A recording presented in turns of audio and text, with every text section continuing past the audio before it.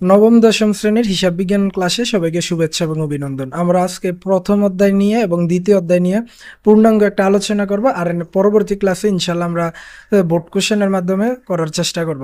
তাহলে প্রথম অধ্যায়টার নাম হচ্ছে, দেখুন যে হিসাব বিজ্ঞান পরিচিতি। হিসাব বিজ্ঞান আসলে কাকে বলে? যে হিসাব বিজ্ঞান হচ্ছে এমন একটি প্রক্রিয়া যার মাধ্যমে কোনো ব্যক্তি বা প্রতিষ্ঠানের যাবতীয় আর্থিক কার্যাবলী চিহ্নিতকরণ, লিপিবদ্ধকরণ, শ্রেণীবদ্ধকরণ ও একটা নির্দিষ্ট সময় শেষে আর্থিক ফলাফল প্রদর্শন করা। নর্মালি হিসাব বিজ্ঞানের সাহায্যে আমরা যে আমাদের প্রতিষ্ঠানগুলো থাকে ওই প্রতিষ্ঠানের সমস্ত হিসাব কার্যাবলী করে থাকি। আর এই হিসাব বিজ্ঞানের মাধ্যমে আমরা বছর শেষে বা একটা নির্দিষ্ট সময় শেষে বলতে পারি যে প্রতিষ্ঠানটি কত টাকা আয়, ব্যয় এবং সম্পদ, দায়, মালিকানা সত্ত্বে এগুলো রয়েছে। তাহলে দেখুন, এই যে হিসাব বিজ্ঞানটার জনককে, হিসাব বিজ্ঞানের জনক হচ্ছে লুকা পেসিওলি। তিনি একজন ইটালীয় গণিতবিদ। এমসিকিউতে আসতে পারে যে লুকা পেসিওলি কোন দেশের নাগরিক, তাহলে সেক্ষেত্রে হবে ইটালীয়। তারপর দ্বিতীয় যে আবার হতে পারে যে তিনি কিসে বিশেষজ্ঞ ছিলেন, তিনি ছিলেন গণিতবিদ। এবার লুকা পেসিওলির বিখ্যাত একটি বইয়ের নাম হচ্ছে যে, সেটা হচ্ছে যে সুম্মা ডি এরিথমেটিকা জিওমেট্রিয়া প্রপোর্শনেট প্রপোর্শনালিটি। এই বইটা লিখেছে লুকা পেসিওলি, আর তিনি 1494 সালে এই বইটি লিখেন। তারপর একটা এব্রিভিশন দেখুন, আইএএসসি, ইন্টারন্যাশনাল অ্যাকাউন্টিং স্ট্যান্ডার্ড কমিটি। এই প্রথম অধ্যায়ের মধ্যে এইগুলোই নর্মালি থাকে আমাদের। মূলত এই অধ্যায় বা এই বইয়ের যেগুলো থেকে সৃজনশীল বা অঙ্ক আসে থাকে সেটা হচ্ছে দ্বিতীয় অধ্যায় থেকে শুরু করে। দ্বিতীয় অধ্যায়ের নাম হচ্ছে লেনদেন। তাহলে দেখুন, লেনদেন, একটা প্রতিষ্ঠানে নানা রকম লেনদেন সংগঠিত হয়ে থাকে। যে কোনগুলো হচ্ছে লেনদেন আবার কোনগুলো লেনদেন নয়, এগুলো আপনাকে প্রথমে বুঝতে হবে। যে লেনদেন কাকে বলে? লেনদেন হতে হলে অবশ্যই অর্থের অঙ্কে পরিমাপযোগ্য যা ব্যবসার আর্থিক অবস্থার পরিবর্তন করে, সে সমস্ত ঘটনাকেই লেনদেন বলে থাকে। আপনার প্রতিষ্ঠানে এই রকম লেনদেন হবে যে এখানে আপনার কখনো কোনো টাকার পরিবর্তন হয় নাই বা আর্থিক অবস্থারও কোনো পরিবর্তন হয় না, তাহলে সেক্ষেত্রে এটা লেনদেন নয়। যেমন লেনদেন হচ্ছে একটা যে 10,000 টাকার বিনিময়ে পণ্য ক্রয়, এখানে আপনার দেখুন পণ্য এসেছে আবার আপনার টাকা চলে গিয়েছে, তাহলে সেক্ষেত্রে এখানে এটা হচ্ছে লেনদেন। আরেকটা দেখুন লেনদেন নয় কোনটি? জনাব রহমান এন্টারপ্রাইজের নিকট 5,000 টাকার পণ্য ক্রয়ের ফরমাইশ প্রদান। এখানে দেখুন আপনি কোনো তাকে টাকা দেন নাই বা তার থেকে আপনি পণ্য আসেন নাই, তাকে আপনি 5,000 টাকার পণ্য ক্রয়ের অর্ডার দিয়েছেন শুধুমাত্র। এখানে আপনার আর্থিক অবস্থার কোনো পরিবর্তন হয় নাই, আপনার এখানে কোনো ব্যবসায় অর্থের অঙ্কে পরিমাপযোগ্য ঘটার মতন কিছু হয় নাই। তারপর দ্বিতীয় দেখুন যে লেনদেন কত প্রকার। লেনদেন হচ্ছে দুই প্রকারের, একটা হচ্ছে বাহ্যিক লেনদেন আর একটা হচ্ছে অভ্যন্তরীণ লেনদেন।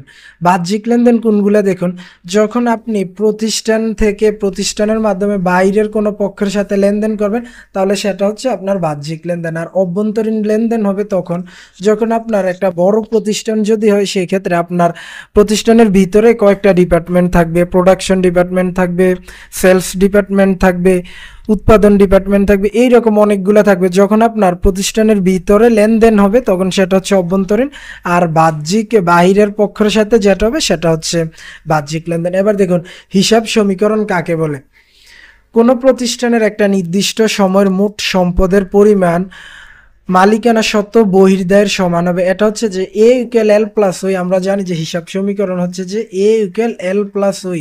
এ হচ্ছে সম্পদ, এল হচ্ছে দায় এবং ই হচ্ছে মালিকানা সত্ত্ব। আপনার টোটাল সম্পদ যত টাকা তার সমান হতে হবে দায় এবং মালিকানা সত্ত্ব। এই দুইটার যোগফল অবশ্যই আপনাকে এর সমান বা সম্পদের সমান হতে হবে। এটাকে মূলত হিসাব সমীকরণ বলে। কোনো প্রতিষ্ঠানের একটা নির্দিষ্ট সময়ের মোট সম্পদের পরিমাণ, মোট সম্পদ হচ্ছে এখানে এ, অ্যাসেটস। তারপর মালিকানা সত্ত্ব বহির্দায়, বহির্দায় হচ্ছে এল, আর মালিকানা সত্ত্ব হচ্ছে ইকুইটি। বহির্দায়ের সমান হবে। যে সমীকরণের মাধ্যমে এই সমতা প্রমাণ করা হয় তাকে হিসাব সমীকরণ বলে। এবার দেখুন হিসাব সমীকরণ এ ইকুয়াল এল প্লাস ওই। এ হচ্ছে অ্যাসেটস, এব্রিভিশনগুলো দেখে রাখেন, এগুলো আসতে পারে পরীক্ষার মধ্যে। এ হচ্ছে অ্যাসেটস, সম্পদ সমূহ। কারণ অ্যাসেটের সাথে আপনি এস ইউজ করতে হবে, কারণ আপনার প্রতিষ্ঠানের সম্পদ একটা নয়, আপনার প্রতিষ্ঠানের সম্পদ অনেকগুলো থাকতে পারে। সেক্ষেত্রে একাধিক বা বহু বচনের ক্ষেত্রে আমরা এস বা ইএস ব্যবহার করে থাকি। যে আসবাবপত্র, এটা হচ্ছে একটা সম্পদ। আপনার প্রতিষ্ঠানে বিক্রয়ের জন্য 2টা গাড়ি রয়েছে, এটা হচ্ছে আপনার সম্পদ। আরও এইরকম জমি রয়েছে, আসবাবপত্র, দালান কোঠা, এগুলো সবগুলো হচ্ছে সম্পদ।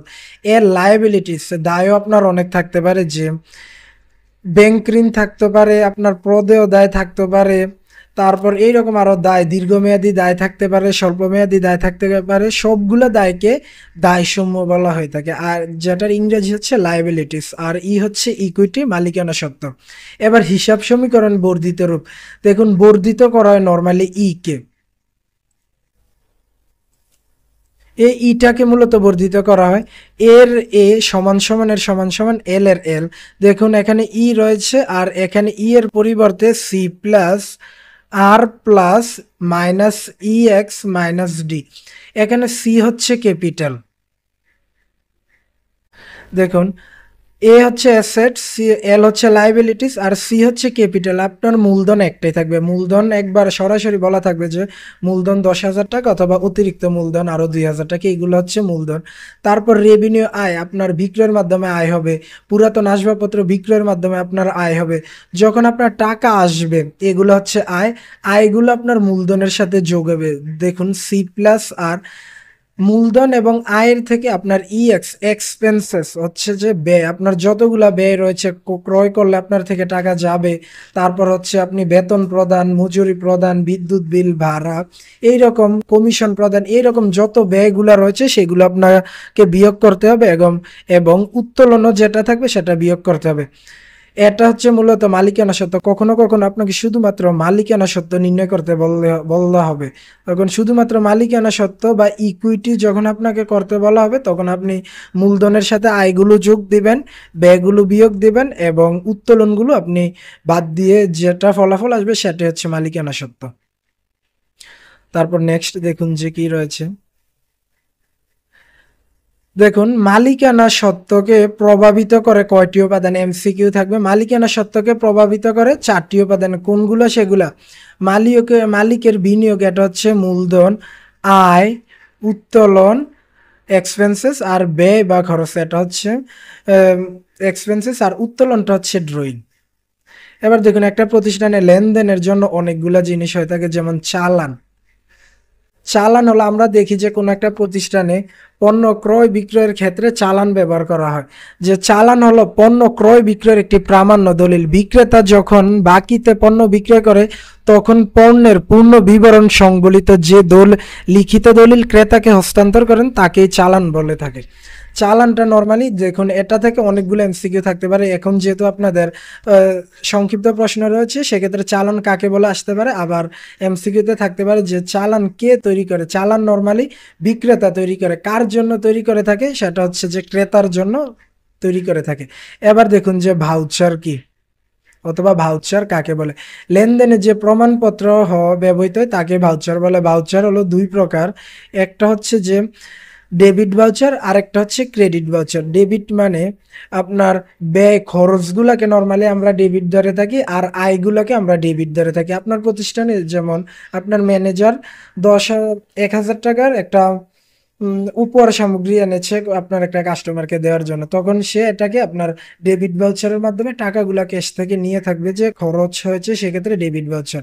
দেখুন, ডেবিট ভাউচার কাকে বলে? পণ্য ক্রয় বা বিভিন্ন ব্যয়ের সাপেক্ষে আপনার পণ্য ক্রয় করেছেন 10,000 টাকার, সেক্ষেত্রে আপনি ম্যানেজার থেকে বা প্রতিষ্ঠান থেকে আপনি একটা ডেবিট ভাউচার ক্রিয়েট করে থাকবেন। আর যদি আপনার বিভিন্ন ব্যয় হয়ে থাকে, যে গাড়ি ভাড়া প্রদান, কমিশন প্রদান, সেক্ষেত্রে আপনি ব্যয়ের সাপেক্ষে আপনি ডেবিট ভাউচার ব্যবহার করতে থাকবেন। পণ্য ক্রয় বা বিভিন্ন ব্যয়ের সপক্ষে যে ভাউচার ব্যবহৃত হয় তাকে ডেবিট ভাউচার বলে। এবার দেখুন, ক্রেডিট ভাউচার কাকে বলে? পণ্য বিক্রয় বা বিভিন্ন আয়ের জন্য যে ভাউচার ব্যবহার করা হয় তাকে ক্রেডিট ভাউচার বলে থাকে। আপনার বিক্রয়ের মাধ্যমে যে ভাউচারটা তৈরি করবেন সেটা হচ্ছে যে ক্রেডিট ভাউচার। আর যেমন আপনার ব্যবহৃত অনেকগুলো পুরাতন কাগজ, এগুলো আপনি কোনো একটা হকারের নিকট বিক্রয় করে দিলেন, তার থেকে যে টাকাটা আপনি পাবেন এটা হচ্ছে আপনার জন্য আয়, আর এই আয়ের টাকাটাকে আপনি ক্রেডিট ভাউচারের মাধ্যমে লিপিবদ্ধ করবেন। তারপর নেক্সট দেখুন যে ক্যাশ মেমো কাকে বলে। আমরা আমরা প্রতিষ্ঠানে লেনদেনের মাধ্যমে আমরা ধারেও লেনদেন হয়ে থাকে, আবার নগদেও বা বাকিতেও লেনদেন হয়ে থাকে এবং নগদে লেনদেন হয়ে থাকে। আমরা নগদে যে ক্রয় অথবা বিক্রয়ের ক্ষেত্রে যে দলিল ব্যবহার করে থাকি তার জন্য আমরা ক্যাশ মেমো ব্যবহার হয়ে থাকে। আর এই জন্য নগদ মূল্যে পণ্য ক্রয় বিক্রয়ের ক্ষেত্রে যে দলিল ব্যবহার করা হয় তাকে ক্যাশ মেমো বলে। এবার দেখুন, ক্যাশ মেমো সাধারণত 3 সেট তৈরি করা হয় গুরুত্বপূর্ণ এমসিকিউর জন্য। এমসিকিউ এবং সংক্ষিপ্ত প্রশ্নের জন্য এগুলো অনেক এমসিকিউ, অনেক গুরুত্বপূর্ণ। দেখুন, ক্যাশ মেমো কে তৈরি করে থাকে? ক্যাশ মেমো বিক্রেতা তৈরি করে থাকে। তারপর ডেবিট নোট কাকে বলে? একটা শিখেছি যে ডেবিট ভাউচার, আরেকটা হচ্ছে ক্রেডিট ভাউচার। এবার এটা হচ্ছে যে ডেবিট নোট এবং ক্রেডিট নোট। ডেবিট নোট কাকে বলে? দেখুন, ক্রেতা যখন কোনো সঙ্গত কারণে ক্রয়কৃত পণ্য বিক্রেতাকে ফেরত পাঠায়, আমরা জানি যে ক্রয়ের জন্য ডেবিট ভাউচার ব্যবহার করে থাকবে। আর যখন ক্রয়কৃত পণ্য কোনো কারণে আবার বিক্রেতাকে ফেরত পাঠায়, তখন কি কারণে কতটুকু পণ্য, আপনার কত টাকার পণ্য আপনি ফেরত পাঠাচ্ছেন তার পূর্ণ বিবরণ যথা পরিমাণ, দর, মূল্য ইত্যাদি একখানি কাগজে লিখে বিক্রেতার কাছে প্রেরণ করে এবং বিক্রেতাকে জানিয়ে দেয় যে তার হিসাব খাতে উক্ত ফেরতের পণ্যের জন্য ডেবিট করা হয়েছে। পণ্য ফেরতের ক্ষেত্রে এরূপ দলিলকে ডেবিট নোট বলা হয়ে থাকে।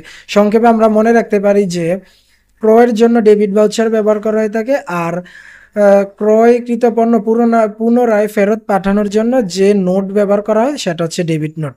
এবার ক্রেডিট নোট একই। ক্রেডিট নোট কাকে বলে? দেখুন, বিক্রেতার কাছে বিক্রিত পণ্য ফেরত হলে, এখন আপনি যখন বিক্রয়ের মাধ্যমে ক্রেডিট ভাউচার তৈরি করে থাকেন, এই ক্ষেত্রে আপনার কাছে বিক্রেতার নিকট থেকে আপনার কাছে প্রাপ্ত মালের পূর্ণ বিবরণ একটা কাগজে লিখে ক্রেতার নিকট প্রেরণ করে জানিয়ে দেয়। আপনার কাছে যখন বিক্রিত মাল ফেরত আসবে তখন আপনি আবার ক্রেতাকে জানিয়ে দিবেন যে মালের আপনার হিসাব খাত থেকে উক্ত মালের টাকা বাদ দেওয়া হয়েছে বা ক্রেডিট করা হয়েছে। এরূপ নোটকে ক্রেডিট নোট বলা হয়ে থাকে। ক্রেডিট নোট বিক্রেতা তৈরি করে থাকেন আর ডেবিট নোট ক্রেতা তৈরি করে থাকেন, এটা মনে রাখতে হবে আপনাকে। এগুলো হচ্ছে আমাদের বেসিক কিছু, যেগুলা সংক্ষিপ্ত প্রশ্ন বা জানা প্রয়োজন সেগুলো। এবার আমরা বোর্ড কোশ্চেনে যাই এবং গাইডের মধ্যে চলে যাই। দেখুন যে আমাদের দৈনন্দিন জীবনে, দেখুন অধ্যায় 2 লেনদেন। লেনদেনের ইংরেজি হচ্ছে ট্রানজ্যাকশন।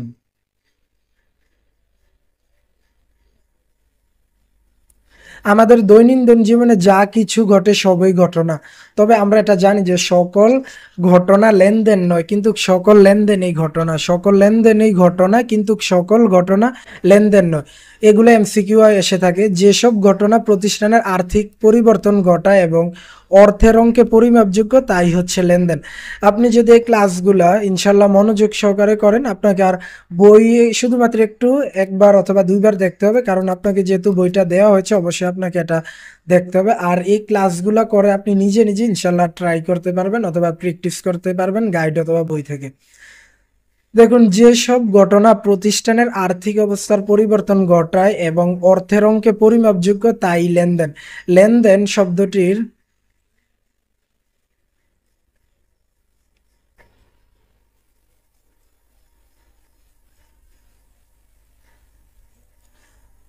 লেনদেনকে হিসাব বিজ্ঞানের মূল ভিত্তি বলা হয়। কারণ আপনার প্রতিষ্ঠানে যখন কোনো লেনদেন হবে না তখন সেখানে আপনার কোনো আর্থিক অবস্থারও কোনো পরিবর্তন হবে না। যখন আপনার প্রতিষ্ঠানের লেনদেন হবে তখনই মূলত আপনার প্রতিষ্ঠানের আয় ব্যয় বৃদ্ধি পাবে, আয় ব্যয় হ্রাস পাবে, মূলধন সম্পদ এগুলো বৃদ্ধি হ্রাস পাবে। আধুনিক হিসাব শাস্ত্রবিদগণ হিসাব সমীকরণ মাধ্যমে লেনদেনকে নিম্নোক্তভাবে প্রকাশ করেন। এ ইকুয়াল এল প্লাস ওই। এ হচ্ছে সম্পদসমূহ, এল হচ্ছে দায়সমূহ এবং ওই হচ্ছে মালিকানা সত্ত্ব। এগুলো আমরা জেনেছি। আর লেনদেনের প্রমাণপত্রে যে দলিলগুলো ব্যবহার হয় সেগুলো হচ্ছে চালান, voucher, cash memo, debit note, credit note. এগুলা দলিল বললে, লেনদেনে দলিল বললে যদি রোমান সংখ্যা আকারে এগুলো থাকে সবগুলোই উত্তর। যদি মাত্র শুধু বলে যে নগদে লেনদেনের জন্য কি ব্যবহৃত হয় তখন সেটা হবে ক্যাশ মেমো। বিক্রিত মাল ফেরতের জন্য কি ব্যবহার হয় এটা হচ্ছে ডেবিট নোট। আর আপনার কাছে মাল ফেরত এসেছে, আপনি ক্রেতাকে নিশ্চয়তা করেছেন বা নিশ্চয়ন করেছেন, সেক্ষেত্রে আপনি ক্রেডিট নোট তৈরি করতে পারবেন।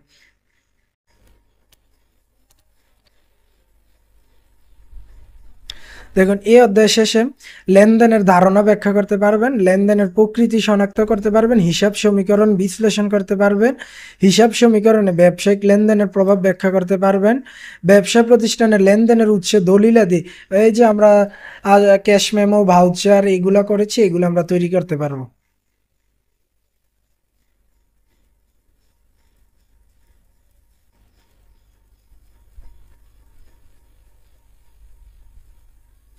এই 2 নম্বরের উপযোগী সংক্ষিপ্ত প্রশ্নগুলো যেহেতু আপনাদের নতুন করে অ্যাড হয়েছে, এগুলো আপনারা একটু কষ্ট করে আপনাদের গাইড থেকে পড়তে পারবেন এবং আপনার বই থেকে গুরুত্বপূর্ণ লাইনগুলো হাইলাইটস করে পরবর্তীতে এগুলো আপনি সহজে পড়তে পারবেন। এবার দেখুন আমরা প্রশ্ন 3 নিয়ে আলোচনা করি যে লেনদেনের বৈশিষ্ট্যসমূহ উল্লেখ করো। নিচের বৈশিষ্ট্যসমূহ থাকলে একটি ঘটনা লেনদেন হবে। অবশ্যই লেনদেনটা যদি অর্থের অঙ্কে পরিমাপযোগ্য হয় তাহলে এটা লেনদেন হবে, যদি আর্থিক অবস্থার পরিবর্তন হয়ে থাকে এটা লেনদেন হবে। দ্বৈত সত্তা মানে দুইটি পক্ষ যদি থাকে লেনদেনে তাহলে এটাও লেনদেন হবে। স্বয়ং সম্পূর্ণতা, দৃশ্যমানতা, লেনদেনটা যদি দেখা যায় যে আপনি একজনের কাছে 10,000 টাকার পণ্য বিক্রয় করেছেন, তাহলে এটা দেখা গেল টাকাও পেলেন আপনি, পণ্য আপনি দিলেন, সেক্ষেত্রে এটা হচ্ছে লেনদেন। আর এগুলো হচ্ছে লেনদেনের বৈশিষ্ট্য। হিসাব বিজ্ঞান ঐতিহাসিক ঘটনাও লেনদেন হয়ে থাকে, দৃশ্যমানতাও লেনদেন হয়ে থাকে, হিসাব সমীকরণের প্রভাব যদি হয়ে থাকে এটাও লেনদেন হয়ে থাকে। এগুলো হচ্ছে লেনদেনের বৈশিষ্ট্য। হিসাব সমীকরণ বলতে আমরা এ ইকুয়াল এল প্লাস কে বুঝি। এবার দেখুন সম্পদ, এবার আমরা এ ইকুয়াল এল প্লাস এর ডিটেলস আলোচনা করব। দেখুন সম্পদ, অ্যাসেটস, সম্পদ বলতে আমরা কি বুঝি? আমরা যারা নতুন নবম শ্রেণীতে এবং দশম শ্রেণীতে অলরেডি এসে পড়েছি বাট আমরা জানি না ঠিক মতন, সেক্ষেত্রে আপনার জন্য এই ভিডিওটি। ইনশাল্লাহ আপনি এই ক্লাসগুলো করেন, আপনার আর কোনো প্রাইভেট কোচিংয়ের প্রয়োজন হবে না। দেখুন সম্পদ কি? সম্পদ বলতে ব্যবসা বোঝায় অর্থনৈতিক পরিসম্পদ যা কোনো ব্যবসায়ের মালিকানাধীন থাকে এবং যা মুনাফা অর্জনের কাজে ব্যবহৃত হয়। যেমন ব্যবসায় মালিকানাধীন আসবাবপত্র, দালান কোঠা, কলকব্জে, এগুলো হচ্ছে সম্পদ। নগদ টাকাও কিন্তু সম্পদ। লায়াবিলিটিস হচ্ছে দায়। এগুলা কি? দেখুন যে আপনার ব্যবসা একটা নির্দিষ্ট সময় পর অবশ্যই পরিশোধ করতে হবে, কিন্তু ব্যবসার মোট সম্পদের উপর তৃতীয় পক্ষের যে দাবি থেকে যায় সেটাই হচ্ছে দায়। এবার মালিকানা সত্ত্ব বা ওনার্স ইকুইটি। ওনার্স ইকুইটি হচ্ছে এ ইকুয়াল এল প্লাস ও এর সি প্লাস আর মাইনাস ই মাইনাস ডি। এগুলো আপনার সমীকরণটা প্লাস মাইনাস আগে পরে দিতে পারবেন, সমস্যা নেই। এখানে ডিটেলস রয়েছে অ্যাসেট, সম্পদ, লায়াবিলিটিস, দায়। পুনরায় আবার দেখতে পাচ্ছি আমরা। এবার চালান কি? চালান আমরা জেনেছি। দেখুন গুরুত্বপূর্ণ এমসিকিউ, চালানের উপর ভিত্তি করে ক্রয় বই ও বিক্রয় বই লেখা হয়। এই ক্লাসগুলো যদি আপনি করেন আপনাকে আর নোটও করতে হবে না, শুধুমাত্র আমি গুরুত্বপূর্ণ যেগুলো এগুলো নিয়ে আলোচনা করছি। তাহলে ক্রয় বই এবং বিক্রয় বই কিসের উপর ভিত্তি করে তৈরি করা হয়? চালানের উপর। ডেবিট নোট এগুলো আমরা জেনেছি। ডেবিট নোট তৈরির উদ্দেশ্য কি এগুলা গাইডে রয়েছে, আপনি দেখবেন। এবার দেখুন দ্বৈত সত্তাটা কি? আসলে দ্বৈত সত্তাটা আমরা নাম জেনেছি বাট এটার কাজ কি বা এটা কি এটা আমরা এখন পূর্ণাঙ্গ জানবো। কারণ প্রতিটি লেনদেনে সর্বনিম্ন দুটি পক্ষ থাকবে। যেমন আমি নিমসার বাজার থেকে 1,000 টাকার পণ্য ক্রয় করেছিলাম, এখানে আমি হচ্ছে একটা পণ্য আর নিমসার বাজারে যার থেকে আমি কিনেছিলাম সে হচ্ছে একটা পক্ষ। তাহলে এখানে দুইটা পক্ষ অবশ্যই একটা পক্ষ গ্রহণ করবে এবং অপর পক্ষটি প্রদান করবে। দুটি পক্ষ ব্যতীত লেনদেন হয় না, এটা আপনাকে মাস্ট মনে রাখতে হবে যে লেনদেনে অবশ্যই সর্বনিম্ন দুইটি পক্ষ থাকবে। লেনদেনের এ বৈশিষ্ট্যকে বলা হয় দ্বৈতী সত্তা। রহিম তার কারবারের জন্য 10,000 টাকার মাল নগদে ক্রয় করে। দেখুন এই ঘটনাটি একটি লেনদেন, কারণ এখানে মাল এসেছে এবং 10,000 টাকা আর্থিক অবস্থার পরিবর্তন হয়েছে। কারণ এই ঘটনার সাথে দুটি পক্ষ জড়িত, একটা হচ্ছে মাল ক্রয়, অপরটি হচ্ছে নগদ টাকা। আপনি মাল ক্রয় করার মাধ্যমে মাল আপনি গ্রহণ করেছেন আর নগদ টাকা আপনি প্রদান করেছেন। এবার অদৃশ্যমান লেনদেন বলতে কি বোঝায়? অদৃশ্যমানতাও কিন্তু আপনার লেনদেন হতে পারে। কিভাবে? দেখুন লেনদেনের ঘটনাকাল সর্বদা দৃষ্টিগোচর হবে এমন নয়, দৃষ্টির অগোচর লেনদেন হতে পারে, সম্পত্তির অবচয় দৃষ্টির অগোচর হয়ে থাকে। যেমন আপনি একটা গাড়ি 1 লক্ষ টাকা দিয়ে ক্রয় করেছেন, কিন্তু 3 মাস বা 4 মাস পরে যখন আপনি বিক্রি করতে গেলেন এই গাড়িটার মূল্য 80,000 টাকা হয়ে গিয়েছে। এখানে যে 20,000 টাকা হ্রাস পেয়েছে এটাই হচ্ছে মূলত অবচয়। লেনদেনের ঘটনাকাল সর্বদা দৃষ্টিগোচর হতে হবে এমন নয়। সম্পত্তির অবচয় দৃষ্টির অগোচরে নীরবে ঘটে যায়, এর ফলে সম্পত্তির মূল্য হ্রাস পায় এবং লাভের পরিমাপও কমে যায়। এটা হচ্ছে অদৃশ্য। যে 20,000 টাকা আপনার কমে গিয়েছে এটা কিন্তু আপনার আর্থিক অবস্থার পরিমাপে হয়েছে, অর্থের আর্থিক অবস্থার পরিমাপে পরিবর্তন হয়েছে, যার ফলে এটা একটা লেনদেন।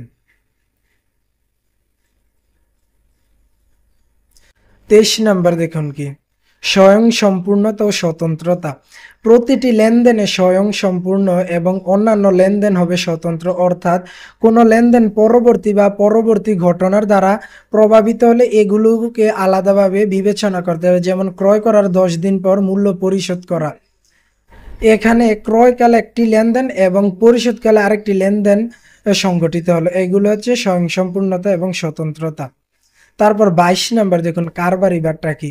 মূলত আমরা একটা প্রতিষ্ঠানকে কারবারি বলে থাকি। আপনি 10,000 টাকা একটা মাল ক্রয় করলেন, কিন্তু ক্রয় করার পর আপনি যখন তাকে যে টাকাটা ছাড় দেন বা মওকুফ দেন তাকে আপনি কারবারি বাট্টা বলে। দেখুন, বিক্রেতা দ্রব্যের নির্দিষ্ট মূল্যের বা তালিকা মূল্যের উপর ক্রেতাকে একটা নির্দিষ্ট হারে যে পরিমাণ অর্থ ছাড় বা মওকুফ দেন তাকে কারবারি বাট্টা বলে থাকে। আমরা প্রায় সময় বিভিন্ন শপগুলোতে দেখে থাকি যে বা দোকানগুলোতে দেখে থাকি যে 30% ডিসকাউন্ট, 40% ডিসকাউন্ট। এখানে দেখাচ্ছে যে আপনাকে যে লিখিত মূল্যটা রয়েছে তার থেকে আপনাকে 30% বা 40% আপনাকে ছাড় দেওয়া হয়েছে।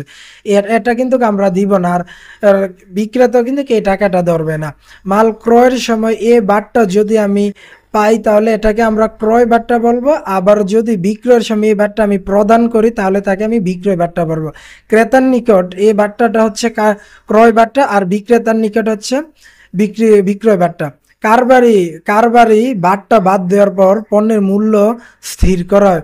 কারবারি বাট্টা খতিয়ান হিসাবে দেখানো হয় না। কারবারি বাট্টা কেবল ক্রয় বই ও বিক্রয় বইতে পণ্যের মোট মূল্য থেকে বাদ দিয়ে দেখানো হয়ে থাকে। আপনাকে কারবারি বাট্টাগুলা আপনার হিসাবে আসে না, এগুলো আপনাকে বাদ দিয়ে দিতে হয়। এবার দেখুন, আমরা জেনেছি যে কোনগুলা লেনদেন আর কোনগুলা লেনদেন নয়। যেগুলোর মাধ্যমে আর্থিক অবস্থার পরিবর্তন হবে, দুটি পক্ষ থাকবে, টাকার পরিমাপ হবে, আপনার কাছে আদান প্রদান হবে, সেগুলাই হচ্ছে লেনদেন। এবার আমরা প্রশ্ন নং 25-এ দেখুন যে একটা খুবই গুরুত্বপূর্ণ একটা প্রশ্ন রয়েছে যে জনাব জাফর তার ব্যবসায়ের যাবতীয় লেনদেন সঠিক পদ্ধতিতে লিপিবদ্ধ করেন। 2025 সালের জানুয়ারি মাসে তার ব্যবসায়ের ঘটনাসমূহ, এগুলো আপনার জনাব জাফর সাহেবের 25 সালের জানুয়ারি মাসে অনুষ্ঠিত হয়েছে বা ঘটেছে। এবার এগুলা থেকে দেখুন, আমার কাজ হচ্ছে যে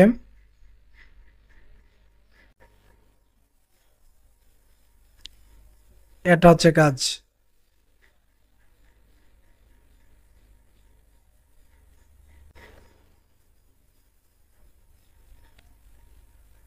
এটা হচ্ছে কাজ যে ব্যবসায়িক লেনদেন নয় এমন ঘটনাসমূহ চিহ্নিত করো। তাহলে দেখুন, আমরা জানি যে যেটার মাধ্যমে কোনো আর্থিক অবস্থার পরিবর্তন হবে না এবং কোনো কিছু আদান প্রদান হবে না, সেটাই হচ্ছে মূলত লেনদেন নয়। তাহলে দেখুন, জানুয়ারি 1 তারিখে কি হয়েছে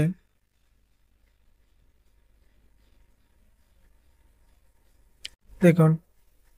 জানুয়ারি 1 ব্যবসায়ের মূল্য সরবরাহ করেন, মূলধন সরবরাহ করেন 70,000 টাকা। এখানে ব্যবসার মধ্যে টাকা এসেছে, আগে কোনো টাকা ছিল না, বাট এখন টাকা এসেছে, সেক্ষেত্রে এটা মূলধন, অথবা এটার মধ্যে টাকা এসেছে, আর্থিক অবস্থার পরিবর্তন হয়েছে, সেক্ষেত্রে এটা লেনদেন, এটা আসবে না। 3 নম্বর দেখুন, পণ্য ক্রয়ের, এই যে এটা দেখুন, দেখুন পণ্য ক্রয়ের ফরমাইশ প্রদান করেন 10,000 টাকা। মনে করেন যে জনাব জাফর কুমিল্লা ট্রেডার্সের নিকট থেকে বলেছে যে ভাই আমি আপনার থেকে পণ্য ক্রয়ের দিলাম 10,000 টাকার পণ্য আমি আপনার থেকে আনবো। এখানে দেখুন ওই দোকানদার আপনার ওই ব্যবসা প্রতিষ্ঠান আপনাকে পণ্য দেয় নাই, আপনিও তাকে টাকা দেন না, এখানে আর্থিক অবস্থার কোনো পরিবর্তন হয় নাই, সেক্ষেত্রে এটা লেনদেন নয়। তারপর দেখুন দোকানের ভাড়া বকেয়া, বকেয়ার মাধ্যমে আপনার আর্থিক অবস্থার পরিবর্তন হবে, আপনার দায় বৃদ্ধি পাবে 4,000 টাকা, সেক্ষেত্রে এটা হিসাব সমীকরণের উপাদানগুলোকে প্রভাব করেছে, সেক্ষেত্রে এটা লেনদেন। মাসিক 20,000 টাকা বেতনে, দেখুন এটা জানুয়ারি 12 তারিখ, মাসিক 20,000 টাকা বেতনে 2 জন বিক্রয়কর্মী নিয়োগের সিদ্ধান্ত গ্রহণ করা হলো। দেখুন আপনি সিদ্ধান্ত নিয়েছেন যে আপনার প্রতিষ্ঠানে 2 জন বিক্রয়কর্মী আপনি নিয়োগ দিবেন, এখনো তারা মনে করেন যে নিয়োগ হয় নাই এবং আপনার থেকে কোনো টাকাও যায় নাই, আপনার আর্থিক অবস্থার কোনো পরিবর্তন হয় নাই, আর আপনার হিসাব সমীকরণেও কোনো পরিবর্তন আসে নাই, তাহলে এটা হচ্ছে লেনদেন নয়।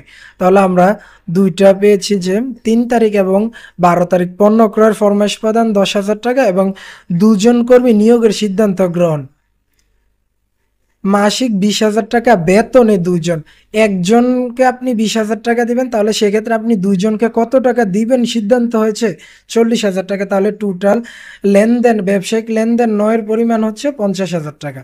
এবার 26 নম্বর দেখুন,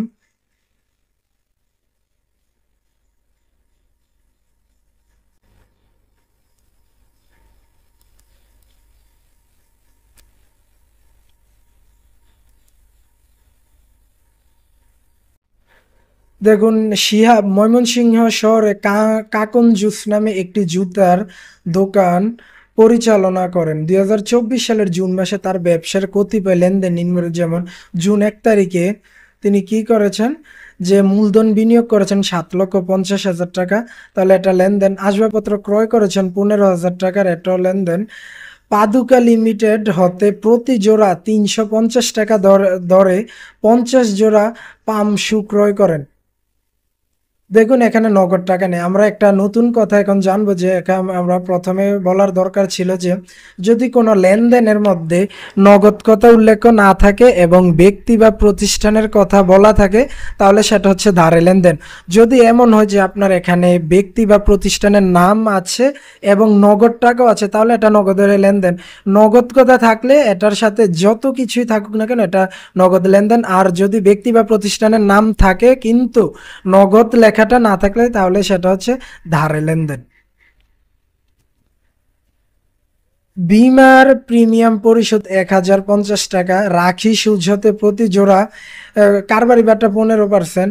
দেখুন সবগুলো হচ্ছে ধারে লেনদেন, কারণ এখানে নাম রয়েছে, রাখি সুজ রয়েছে, কিন্তু এখানে নগদ কথা নেই।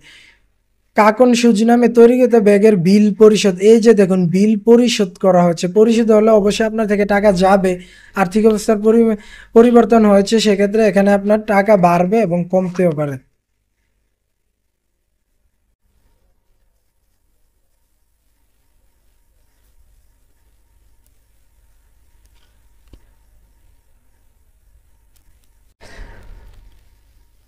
এবার দেখুন একই সাথে সম্পদের হ্রাস বৃদ্ধি ঘটায় এমন লেনদেনের পরিমাপ, মানে এটা বলেছে যে আপনার সম্পদ হচ্ছে কি, সম্পদ হচ্ছে এখানে যতগুলা লেনদেন রয়েছে তার মধ্যে কোন লেনদেনের ফলে একবার সম্পদ বৃদ্ধি পেয়েছে এবং একবার সম্পদ হ্রাস পেয়েছে। তাহলে এখানে দেখুন মূলধন বিনিয়োগ করা হলে আপনার মূলধন যখন আপনি বিনিয়োগ করবেন তাহলে এটার মাধ্যমে বৃদ্ধি পাবে এবং বৃদ্ধি পাবে। আর তাহলে এটা কিন্তু শুধুমাত্র সম্পদে সীমাবদ্ধ নয়, আমাকে এমন লেনদেনগুলো সিলেক্ট করতে হবে যেটার মাধ্যমে শুধুমাত্র সম্পদ বাড়বে এবং সম্পদ কমবে।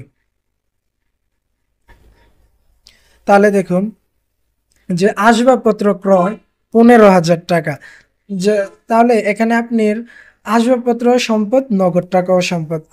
আপনার নগদ টাকা হ্রাস পেয়েছে, সম্পদ হ্রাস পেয়েছে এবং আপনার আবার পুনরায় আসবাবপত্র ক্রয়ের ফলে আসবাবপত্র বৃদ্ধি পেয়েছে। এটার মাধ্যমে একবার বৃদ্ধি পেয়েছে এবং একবার হ্রাস পেয়েছে, তাহলে যেটার মাধ্যমে এ হ্রাস এবং বৃদ্ধি পাবে এই লেনদেনগুলো মূলত এখানে আসবে। তাহলে দেখুন 3 নাম্বারের মাধ্যমে এ বৃদ্ধি পেয়েছে এবং হ্রাস পেয়েছে। তারপর 26 নাম্বারটা দেখুন যে ব্যাংকে হিসাব করলে হলো 50,000 টাকা। ব্যাংক হচ্ছে ব্যাংকের টাকা ও হচ্ছে সম্পদ। ব্যাংকে যখন আপনি টাকা জমা দিবেন তাহলে এটা বাড়বে, আর যখন আপনার থেকে নগদ টাকা চলে যাবে এটা হচ্ছে যে আপনার ক্যাশ টাকা হ্রাস পেয়েছে, এটা নগদ টাকাও সম্পদ, ব্যাংকের টাকাও সম্পদ। তাহলে দেখুন ব্যাংকে হিসাব খোলা হলো, এটার জাবেদা কি হবে? ব্যাংক হিসাব ডেবিট, নগদান হিসাব ক্রেডিট। কারণ আমরা জানি যে টাকা আসলে নগদান হিসাব ডেবিট হয়, আর যদি টাকা চলে যায় নগদান হিসাব ক্রেডিট হয়। তাহলে দেখুন ব্যাংকে জমা হয়েছে আর আপনার থেকে টাকা, পকেট থেকে টাকা চলে গিয়েছে, সেক্ষেত্রে নগদান হিসাব ক্রেডিট। আর যেহেতু একবার সম্পদ এ বৃদ্ধি পেয়েছে এবং একবার সম্পদ হ্রাস পেয়েছে, তাহলে এটাই হচ্ছে এখানে আসবে। তাহলে 3 নং এবং 3 তারিখ এবং 26 তারিখে লেনদেনটা মূলত সম্পদকে একবার বৃদ্ধি করেছে এবং একবার হ্রাস করেছে। আজকে আমরা এইটুকু পর্যন্তই থাকবো। পরবর্তী ক্লাসে আমরা আরো বিস্তারিত আলোচনা করব এবং সৃজনশীল প্রশ্ন করার চেষ্টা করব বোর্ড কোশ্চেনগুলো থেকে। আপনার এই ক্লাসগুলো মনোযোগ সহকারে করবেন এবং পরবর্তী ক্লাসের জন্য অবশ্যই চ্যানেলটা সাবস্ক্রাইব করবেন, এবং যদি ফেসবুক পেজ থেকে দেখে থাকেন তাহলে ফেসবুক পেজটাকে একটা ফলো দিয়ে সাথে থাকবেন, যেন পরবর্তী নতুন ভিডিও সবার আগে আপনি পেয়ে যান। ধন্যবাদ সবাইকে। আসসালামু আলাইকুম।